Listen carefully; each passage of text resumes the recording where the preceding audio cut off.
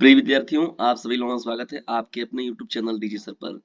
DG sir देखिए, कक्षा 11 का आपका प्री बोर्ड मतलब 10th और 12th का प्री बोर्ड तो चल ही रहा है, और साथ ही साथ वार्षिक परीक्षा जो है कक्षा 11 के विद्यार्थियों का भी स्टार्ट हो गया है। और मैक्सिमम सेंटरों पर जो है वो पेपर हो भी रहे हैं धीरे धीरे। देखिए स्टूडेंट्स, यहाँ पर वार्षिक परीक्षा 2024 का आरएम के कोड का ये बहुत ही महत्वपूर्ण सेट होने वाला है कक्षा 11 के बालकों के लिए व्यवसाय अध्ययन का। चाहे कोई भी स्टूडेंट है जो कि 11th में है, छात्र या छात्राएं जो कि व्यवसाय अध्ययन को लेकर पढ़ रहे हैं कॉमर्स साइड के, तो ये जो पेपर है बहुत ही ज्यादा उनके लिए मोस्ट इंपॉर्टेंट होने वाला है, क्योंकि इसमें जो प्रश्नों की श्रृंखला है वो बहुत मोस्ट इंपॉर्टेंट लेसन्स, और इसे अपने क्लासमेट पर शेयर जरूर कर दीजिएगा। तो चलिए करते हैं स्टार्ट आज के इस महत्वपूर्ण सेशन को और विकल्पी प्रश्नों की श्रृंखला के साथ। देखिए पहला प्रश्न क्या है, व्यवसाय का उद्देश्य क्या होता है। देखिए तो व्यवसाय का उद्देश्य अगर देखा जाए तो लाभ कमाना। लाभ कमाना जो होता है व्यवसाय का उद्देश्य होता है, यानी पहले का विकल्प नंबर ख जो होगा वो करेक्ट हो जाएगा। ठीक है डिस्टेंस, ये जो है बहुत ही मोस्ट इंपॉर्टेंट प्रश्न है आपका। ठीक है ना।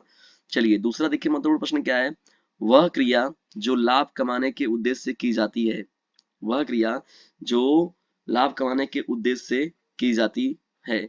देखिए डिस्टेंस, अगर हम लोग कहें लाभ कमाने के उद्देश्य से किया जाता है तो उससे हम लोग आर्थिक क्रियाएं कहते हैं, या आर्थिक गतिविधियां कह सकते हैं उसको हम लोग। ठीक है ना, आर्थिक क्रियाएं या तो आर्थिक गतिविधियां। वह व्यापार जो एक देश की सीमाओं के अंदर किया जाता है, विदेशी, आंतरिक, निर्यात या फिर आयात।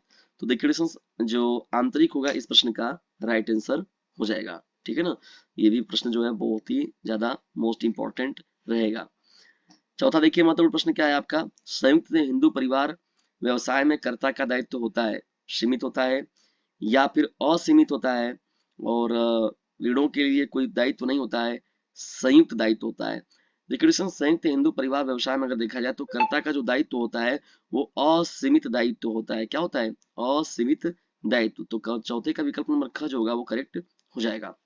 पांचवा देखिए महत्वपूर्ण प्रश्न क्या है, पांचवा, साझेदार का साझेदारी का पंजीकरण होता है। तो देखिए दोस्तों, साझेदारी का पंजीकरण क्या होता है, देखा जाए तो ये मुख्य रूप से जो है वो अनिवार्य विषय नहीं है ये। तो साझेदारी का जो पंजीकरण होता है ये अनिवार्य विषय नहीं है। ठीक है ना। तो साझेदारी का देखिए पंजीकरण जो होता है वो अनिवार्य नहीं है, लेकिन हाँ एक चीज अगर बात करें हम लोग तो साझेदारी की कानूनी स्थिति स्थापित करने और भागीदारों के अधिकारों और दायित्वों पर स्पष्ट प्रदान करने के लिए अगर देखा जाए तो आमतौर पर इसकी सिफारिश की जाती है। ठीक है डिविजन, इसलिए इसे शामिल किया जाता है। साझेदारी संलेख के अभाव में देखा जाए तो साझेदारों के अधिकार व कर्तव्य निर्धारित होते हैं। तो ये हो जाता है एडिशन साझेदारी अधिनियम से। इस प्रश्न का राइट आंसर हो जाएगा, यानी छठवें का विकल्प नंबर ग जो होगा वो करेक्ट हो जाएगा। सातवें प्रश्न की ओर जब बढ़ते हैं तो यहाँ पर देखिए, कंपनी की पूंजी विभिन्न भागों में विभक्त होती है, जिसका प्रत्येक भाग क्या कहलाता है। कंपनी की पूंजी जो होती है वो विभिन्न विभिन्न भागों में विभक्त होती है, जिसका प्रत्येक भाग क्या कहलाता है। तो देखिए से हम लोग क्या कहते हैं, अंश कहते हैं। तो सातवें का विकल्प नंबर घ जो होगा वो करेक्ट हो जाएगा। आठवें इंपॉर्टेंट प्रश्न की ओर हम जब बढ़ते हैं, देखिए यहाँ पर डिस्टेंस तो विभागीय उपक्रम में होता है, सेवा भाव होता है, गोपनीयता होता है, मितव्ययिता होता है, ये सभी। तो देखिए डिस्टेंस यहाँ पर जो है ये प्रश्न जो है बहुत ही इंपॉर्टेंट प्रश्न है, और सीधा सीधा प्रश्न है। इस प्रश्न का उत्तर जो है कमेंट बॉक्स में जरूर दीजिएगा। चलिए आगे बढ़ते हैं हम लोग यहाँ पर 9वें प्रश्न की ओर, सरकारी कर्मचारी में सरकार का कम से कम पूंजी पर स्वामित्व कितना होता है। देखिए सरकारी कंपनी में अगर देखा जाए तो सरकार का कम से कम अगर देखा जाए पूंजी पर जो स्वामित्व होता है डिस्टेंस वो होता है 51% होता है। कितना होता है, 51%, यानी 51% होता है। 10वें इंपॉर्टेंट प्रश्न की ओर जब बढ़ते हैं यहाँ पर देखिए डिस्टेंस, तो यहाँ पर जो निम्न में से कौन डीटीएच सेवाओं प्रदान करता है, परिवहन, बैंक, सेल्यूलर कंपनियां, इनमें से कोई नहीं। देखिए डिस्टेंस, यहाँ पर जो होता है परिवहन जो डीटीएच की सेवाएं होती हैं इनमें से कोई नहीं, ऑप्शन जो होगा आपका करेक्ट हो जाएगा। देखिए डीटीएच सेवाएं जो होता है वो डायरेक्ट देखा जाए तो डायरेक्ट टू होम अगर देखा जाए तो सैटेलाइट टेलीविजन ऑपरेटरों के द्वारा जो होता है वो प्रदान किया जाता है। ये ऑपरेटर टेलीविजन जो होता है डिस्टेंस वो चैनलों और सेवाओं की एक विस्तृत श्रृंखला प्रदान करते हैं। ठीक है ना, जो ग्राहकों के घर पर सीधे प्रसारण करते हैं। ठीक है ना, तो यहाँ पर इनमें से कोई नहीं, जो ऑप्शन होगा वो आपका करेक्ट हो जाएगा। प्रश्नों की श्रृंखला में जब हम लोग आगे बढ़ते हैं डिस्टेंस, तो देखिए यहाँ पर क्या है, सबसे अधिक दर से ब्याज मिलता है। सबसे अधिक दर से ब्याज किस पर मिलता है। देखिए ब्याज की उच्चतम दर अगर देखा जाए तो आमतौर पर देखा जाए तो स्थायी जमा खाते में उससे मिलता है। किससे मिलता है? स्थायी जमा खाते में। जब आप फिक्स डिपॉजिट कर देते हैं अमाउंट को, तो उस अमाउंट पर जो होता है आपको ज्यादा जो होता है वो ब्याज बैंक देती है। मतलब वो बॉन्डिंग बन जाता है और उसको आप ब्रेक नहीं कर सकते, ठीक है ना, एक निश्चित समय अंतराल तक। तो ये जो होगा आपका राइट आंसर हो जाएगा, ठीक है ना। इसके अलावा जो होता है डिस्टेंस, वो जो बचत खाते और चालू खाते होते हैं वो आमतौर पर देखा जाए तो इसकी तुलना में वो कम ब्याज देते हैं, और बहुत ही ज्यादा कम। 12वां देखिए प्रश्न क्या है, जो भंडारण ग्राहक के द्वारा अपने प्रयोग के लिए बनाए जाते हैं। तो ये सीधा सीधा हो जाएगा क्या, इसको हम लोग निजी भंडारण के नाम से जानते हैं। सबसे अधिक व्यापारी वर्ग द्वारा उपभोग किया जाने वाला खाता क्या होता है? तो देखिए डिस्टेंस, उसे हम लोग कहते हैं चालू खाता। यानी जो व्यापारी वर्ग वाले होते हैं उनको हमेशा जरूरत होती है कब पैसा भेजना है, कब पैसा मंगाना है, तो उसको उनको जो है चालू खाता जो है वो बड़े पैमाने पर जो होता है वो चालू खाते का उपयोग करते हैं, ठीक है ना। तो 13वें का विकल्प नंबर ग जो होगा वो करेक्ट हो जाएगा। 14वें प्रश्न की ओर हम लोग बढ़ते हैं। यहाँ पर देखिए हरीश के पास 1000 का चेक है, उसने इसे दिनेश के नाम इसकी पीठ का हस्ताक्षर करके हस्तांतरित कर दिया, यह क्या कहलाता है? तो देखिए क्वेश्चन यहाँ पर सीधा सीधा कहा जाएगा, इसको हस्तांतरण कहा जाएगा इसको, ठीक है ना। इसको हम लोग क्या कर दिए, हैंड ओवर हो गया, ठीक है ना। ये इसको हम लोग क्या बोलते हैं, ये कह दिया जाएगा हस्तांतरण हो गया। ई बिजनेस में निम्न में से क्या उपयोग होता है? देखिए ई बिजनेस में अगर देखा जाए तो ये कंप्यूटर तथा इंटरनेट दोनों का इसमें यूज होता है, ठीक है। 15वें का जो होगा आपका विकल्प नंबर ग जो होगा आपका करेक्ट हो जाएगा। 16वें प्रश्न की ओर बढ़ते हैं, ई कॉमर्स में बाधा क्या है? ई कॉमर्स में बाधा है तो ये देखा जाए तो भुगतान का, देखिए ई कॉमर्स में जो सबसे बड़ा जो बाधा होता है वो भुगतान का इसमें बाधा देखने को मिलता है, ठीक है ना। ये प्रश्न भी जो है आपका इंपॉर्टेंट रहेगा। 17वें इंपॉर्टेंट प्रश्न की ओर जब बढ़ते हैं डिवीजन, देखिए तो 17वां प्रश्न क्या है आपका, ई कॉमर्स से अभिप्राय क्या है? Engineering commerce, economics commerce, electronics commerce, इनमें से कोई नहीं। तो देखिए डिस्टेंस क्या हो जाएगा यहाँ पर जो होगा इलेक्ट्रॉनिक कॉमर्स जो होगा इस प्रश्न का आपका राइट आंसर हो जाएगा। देखिए इलेक्ट्रॉनिक कॉमर्स के बारे में बात किया जाए तो ई कॉमर्स का तात्पर्य क्या होता है, इंटरनेट पर वस्तुओं और सेवाओं की खरीद और बिक्री से है। इसमें जो होता है इलेक्ट्रॉनिक लेन देन और डिजिटल नेटवर्क पर देखा जाए तो धन और डेटा का स्थानांतरण जो होता है वो शामिल किया जाता है इसमें मुख्य रूप से, ठीक है ना। तो ये आपका राइट आंसर हो जाएगा। चलिए आगे बढ़ते हैं हम लोग। यहाँ पर व्यवसाय का सामाजिक उत्तरदायित्व क्या है? व्यवसाय का जो होता है वो सामाजिक उत्तरदायित्व क्या होता है कि, तो किसके प्रति है बताइए? तो यहाँ पर जो हो जाएगा समुदाय के प्रति जो होगा इस प्रश्न का आपका राइट आंसर हो जाएगा, ठीक है दोस्तों। ये प्रश्न जो है बहुत ही ज्यादा मोस्ट इंपॉर्टेंट रहेगा।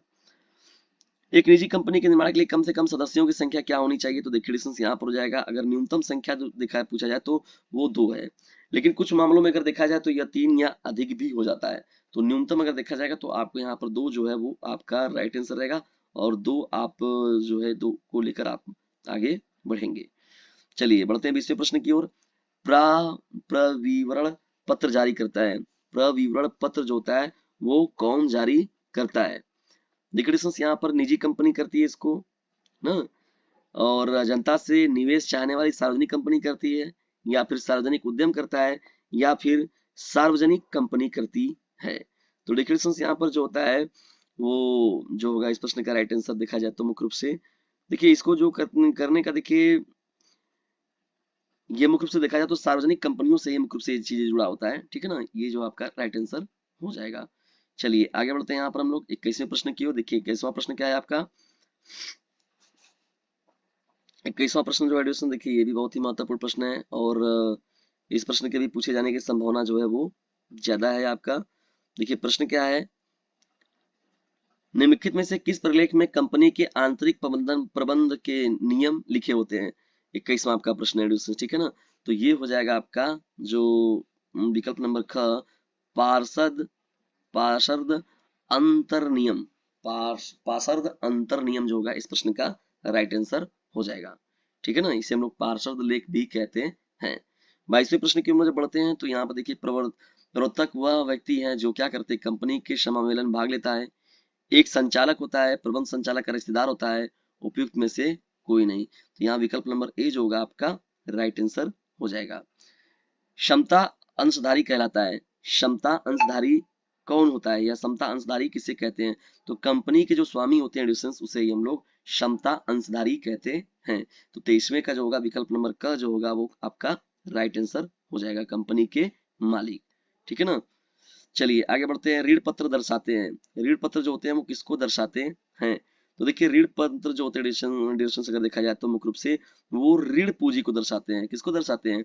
ऋण पूंजी को प्रकट करते हैं। देखिए डिबेंचर क्या होता है, इसका डिबेंचर भी हम लोग कहते हैं ऋण पत्र को। डिबेंचर धन जो क्या होता है, जुटाने के लिए कंपनियों द्वारा जारी किए गए दीर्घकालिक ऋण साधन का एक रूप होता है जो कंपनी के लिए ऋण पूंजी का प्रतिनिधित्व करते हैं। ठीक है ना, ये आपका राइट आंसर हो जाएगा। चलिए आगे बढ़ते हैं। अंशों के निर्गमन का प्राप्त जो होता है, प्राप्त वित्त वित्त होता है, अल्पकालिक होता है या फिर मध्यकालिक होता है, ठीक है ना, या फिर आपका दीर्घकालिक होता है, या फिर इनमें से कोई नहीं। तो देखिए स्टूडेंट्स यहाँ पर जो होगा इस प्रश्न का जो राइट आंसर हो जाएगा आपका क्या होगा, बताइए कमेंट बॉक्स में उत्तर दीजिए इस प्रश्न का। और ये इंपॉर्टेंट प्रश्न रहेगा। अंशों के प्रकार होते हैं। देखिए स्टूडेंट्स अंशों के प्रकार कितने होते हैं बताइए। देखिए यहाँ पर जो है अंशों के प्रकार में 4, 3, 2 और जो दिया गया है इनमें से कोई नहीं। तो देखिए अंशों के प्रकार में जो होगा यहाँ पर इनमें से कोई नहीं, जो ऑप्शन होगा आपका करेक्ट हो जाएगा। 27वें प्रश्न की ओर बढ़ते हैं। अति लघु उद्योग में देखा जाए तो विनियोग सीमा क्या है? देखिए विनियोग सीमा की बात हो रही है यहाँ पर देखा जाए तो जो होगा बताइए 25 लाख होगा, 50 लाख होगा, या फिर 75 लाख होगा, या फिर ये जो है 1 करोड़ होता है। तो जो इसमें मुख्य रूप से शामिल किए जाते हैं वो कौन होंगे? ठीक है ना, ये जो होगा आपका थोक व्यापारी वस्तु बेचते हैं। थोक व्यापारी जो वस्तु बेचते हैं वो किसे बेचते हैं या किस रूप में बेचते हैं? ठीक है ना। तो यहाँ पर फुटकर व्यापारी को बेचते हैं। वो किसको बेचते हैं? फुटकर व्यापारी को बेचते हैं। बहुसंख्यक दुकानों पर वस्तुएं बेची जाती हैं। बहुसंख्यक दुकानों पर जो होती हैं वस्तुएं बेची जाती हैं। तो देखिए इस प्रश्न का जो होगा केवल नगद, केवल उधार, या फिर दोनों।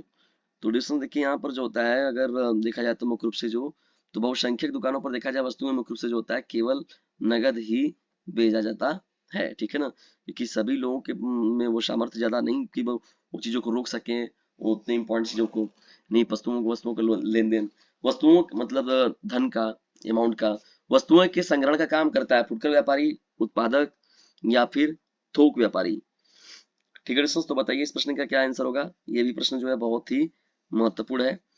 तो यहाँ पर जो होगा जो वस्तुओं के संग्रहण का काम होता है वो फुटकर व्यापारी, उत्पादक और थोक व्यापारी। तो देखिए दोस्तों से फुटकर व्यापारी उत्पादक तो नहीं होगा, यहाँ पर वस्तुओं के संग्रहण का काम जो होता है मुख्य रूप से वो थोक व्यापारी के जी में होता है।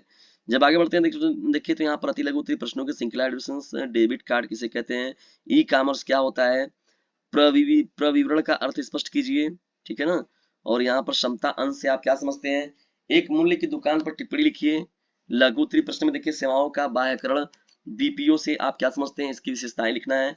प्रवर्तक के कार्य लिखना है। लाभों के पुनर्निर्वियोग से आप क्या समझते हैं? किराया क्रम पद्धति से आप क्या समझते हैं?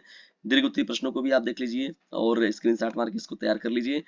दोस्तों ये रहा आप सभी लोगों के लिए मोस्ट इम्पोर्टेंट जो व्यवसाय अध्ययन था कक्षा 11 के विद्यार्थियों के लिए महत्वपूर्ण आरएम के सेट का ये पेपर। आरएम के सेट का ये महत्वपूर्ण पेपर आप लोगों को कैसा लगा कमेंट बॉक्स में जरूर बताइएगा। और यदि वीडियो थोड़ा सा भी हेल्पफुल लगा हो तो इसे अपने क्लासमेट पर शेयर जरूर कीजिएगा। और याद रखिएगा डीजे सर का कहना है पढ़ने के साथ ही साथ इसे अपने क्लासमेट पर शेयर करते रहना है। और कर दीजिए इसे अपने क्लासमेट पर शेयर की बोर्ड एग्जामिनेशन जो है आपके नियर चल रहा है। आप 11th में आपका वार्षिक एग्जाम चल भी रहा है और 12th में भी आप जाने वाले हैं। तो ये चैनल आपके लिए बहुत ही हेल्पफुल होगा, इसे दूर तक फैलाइए क्योंकि डीजे सर का कहना है कि sharing is the best way of learning. तो इसे अपने क्लासमेट पर शेयर जरूर कीजिएगा।